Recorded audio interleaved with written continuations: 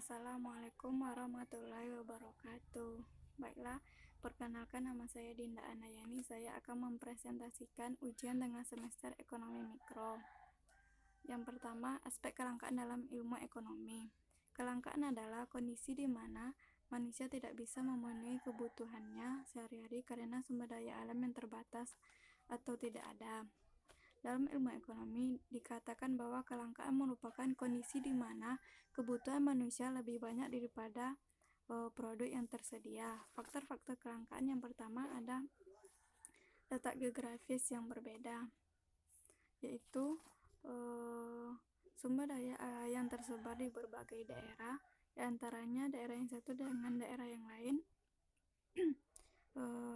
akan berbeda. Penyebaran sumber daya alam seperti kesuburan tanahnya di setiap daerah berbeda sehingga menyebabkan terjadinya kelangkaan. Yang kedua, pertumbuhan penduduk yang cepat, yaitu pertumbuhan penduduk yang cepat akan menyebabkan kelangkaan karena banyaknya penduduk sehingga menyebabkan kebutuhan masyarakat tidak akan tersedia karena sumber daya alamnya yang terbatas. Yang ketiga, bencana alam. Bencana alam dapat menyebabkan terjadinya kelangkaan karena dapat merusak sumber daya alam yang ada sehingga menyebabkan kelangkaan. Yang keempat, sumber daya manusia yang kurang. Sumber daya manusia yang kurang dapat menyebabkan kelangkaan karena dengan adanya sumber daya yang manusia yang berkualitas dapat mengelola sumber daya alam yang terbatas untuk memenuhi kebutuhan hidup. Kemudian ketidakseimbangan struktur ekonomi. Itu semua sektor dalam satu negara harus sama. Jika tidak, mereka akan terjadi kegalauan dan mencapai kelangkaan karena hanya memfokuskan pada beberapa faktor saja sehingga sektor lain tidak dapat memperhatikan sehingga menyebabkan terjadinya kelangkaan. Yang kedua, jenis-jenis barang dalam ilmu ekonomi. Yang pertama, berdasarkan cara memperolehnya, yaitu terbagi dua, barang ekonomi dan barang bebas. Barang ekonomi adalah barang yang diperolehnya dengan cara mengorbankan sesuatu, misalnya mobil, itu untuk memperoleh harus mengorbankan uang untuk membelinya. Yang kedua, barang bebas adalah barang yang didapatkan secara gratis atau cuma-cuma seperti matahari, angin, air, udara, dan lain sebagainya. Yang kedua, berdasarkan hubungan pemakaiannya ada dua, itu barang substitusi dan barang komplementer. Barang substitusi adalah barang sebagai barang pengganti, itu seperti daging ayam dan seperti daging sapi diganti dengan daging ayam. Kemudian barang komplementer yaitu barang pelengkap, yaitu seperti gula dan kopi. Yang ketiga, berdasarkan cara penggunaannya terbaginya di dua, yaitu barang pribadi dan barang publik. Barang pribadi adalah barang yang pemiliknya perseorangan, contohnya seperti pakaian, mobil, dan rumah. Barang publik adalah barang yang digunakan secara bersama-sama seperti jalan raya, jembatan, masjid, dan lain sebagainya. Berdasarkan proses pengelolaan, barang terbagi menjadi tiga, yaitu barang mentah, barang yang diambil dari alam secara langsung tanpa diolah, contohnya kayu. Barang setengah jadinya, barang yang sudah diolah tapi belum bisa dikonsumsi seperti papan.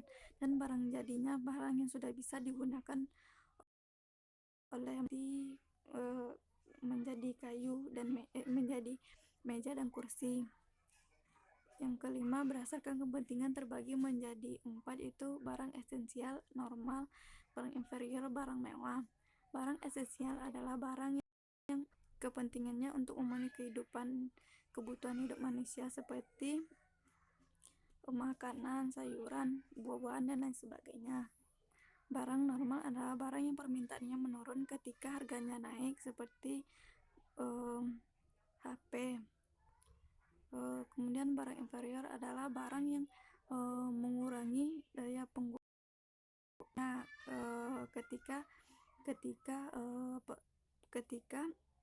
pendapatannya naik, contohnya yaitu penggunaan barang bekas. Yang keempat, barang mewah adalah barang yang apabila dimiliki oleh seseorang maka akan menaikkan status sosialnya bagi penggunaannya, contohnya mobil mewah dan rumah mewah. Yang keenam, berdasarkan bentuk dan sifatnya, barang terbagi menjadi dua, yaitu barang bergerak dan barang tetap. Barang bergerak adalah barang yang tidak tetap dan jangka penggunaannya itu pendek, seperti sayuran, makanan, buah-buahan, dan lain sebagainya. Barang tetap adalah barang yang tetap dan penggunaannya dalam jangka panjang. Contohnya rumah, bangunan, mobil mewah, dan lain sebagainya. Yang ketiga, permintaan dan penawaran dalam kehidupan sehari-hari adalah permintaan adalah jumlah barang atau jasa yang ingin dibeli konsumen pada tingkat harga waktu tertentu. Penawaran adalah jumlah barang atau jasa yang tersedia dan dapat dijual pada tingkat harga dan waktu tertentu. Permintaan penawaran tersebut dalam ilmu ekonomi adalah menggambarkan hubungan di pasar antara pembeli dan penjual dari suatu barang. Contohnya, misalnya jika harga cabai mahal, maka biasanya ibu rumah tangga yang biasanya ketika harga cabai murah dia membeli sebanyak 1 kilo, dan ketika harga cabai naik mereka akan mengurangi pembeliannya dengan setengah kilonya. Yang keempat, faktor-faktor yang mempengaruhi permintaan.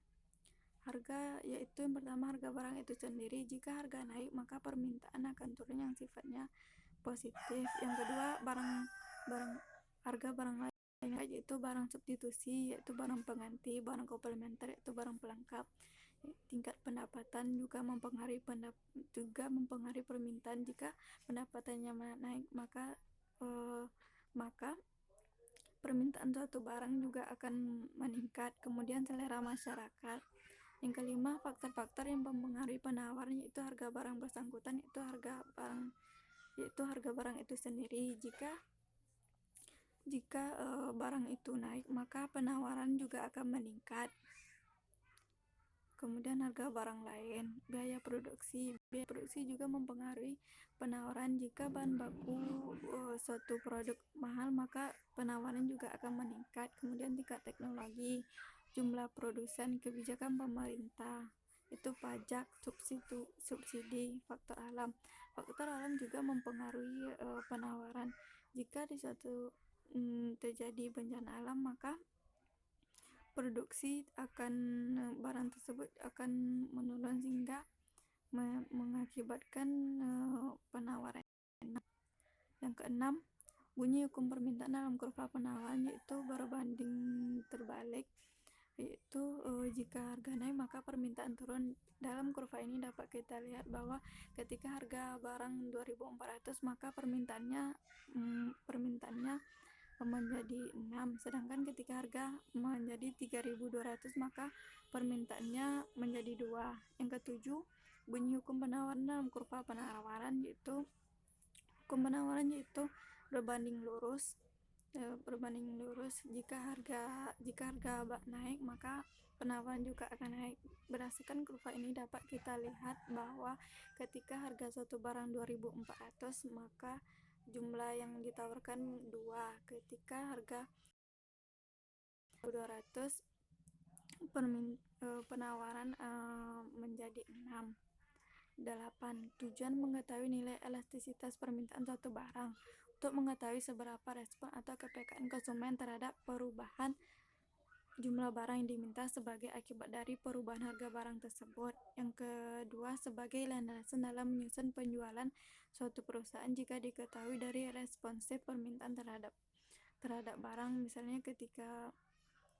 misalnya perusahaan dapat menentukan apakah suatu produk akan diproduksi, ditingkatkan atau diturunkan. Kemudian sebagai alat pemerintah untuk mengetahui sifat barang, yaitu ekspor maupun impor, dapat disusun suatu barang kebijakan ekonomi yang akan dilaksanakan. 9. Jenis-jenis elastisitas permintaan ada 3. Yang pertama, elastisitas permintaan harga adalah elastisitas perbandingan daripada persentase perubahan jumlah barang yang diminta dengan persentase perubahan harga yang pasar. Yang kedua, elastisitas silang adalah hubungan antara jumlah barang yang diminta untuk perubahan barang lain terkait dengan barang tersebut. Hubungan ini bisa menjadi pengganti, bisa juga menjadi pelengkap. Kemudian elastisitas pendapatan adalah perubahan dalam permintaan sebagai akibat dari perubahan dalam pendapatan.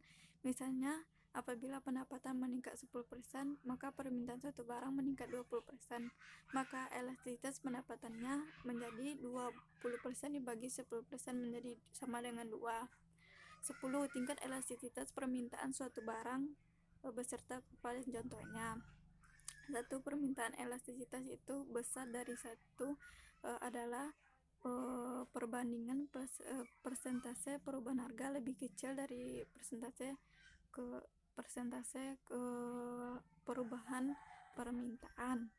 Bentuk kurvanya landai. Contoh barangnya, misalnya harga sepeda motor turun sebesar 15% sehingga permintaan sepeda motor naik menjadi 30%, maka nilai elastisitas permintaannya menjadi 2. Motor tergolong barang elastisitas karena nilai elastisitasnya lebih dari 1. Yang kedua, permintaan inelastis yaitu kecil dari 1, yaitu perbandingan persentase perubahan harga lebih kecil dari permintaan satu barang. Jumlah satu barang, bentuk kurvanya curam. Contohnya, permintaan obat antibiotik tertentu tergolong inelastis karena tidak dihentikannya. Yang ketiga, permintaan elastis unitas sama dengan 1, yaitu persentase antara perubahan harga dengan permintaan jumlah atau kuantitas itu sama. Bentuk kurvanya itu tidak landai dan tidak curam. Contohnya, pada produk uniter ini tidak dapat disebut secara spesifik karena jenis permintaan ini lebih pembatas antara inelastis dan elastisitas. Yang keempat, permintaan inelastis sempurna itu sama dengan 0, yaitu bentuk kurvanya vertikal. Contohnya, barang inelastis sempurna produknya tanah. Jika harga tanah terus naik, tetapi kuantitas yang tersedia tetap terbatas. Yang kelima, permintaan elastisitas sempurna yaitu sama dengan tak terhingga. Jika maksudnya persentase permintaannya bisa tak terhingga walaupun harganya kurvanya berbentuk horizontal. Contohnya, barang elastisitas sempurna misalnya BBM seperti minyak bensin walaupun permintaannya meningkat meskipun harganya tetap. Terima kasih. Assalamualaikum warahmatullahi wabarakatuh.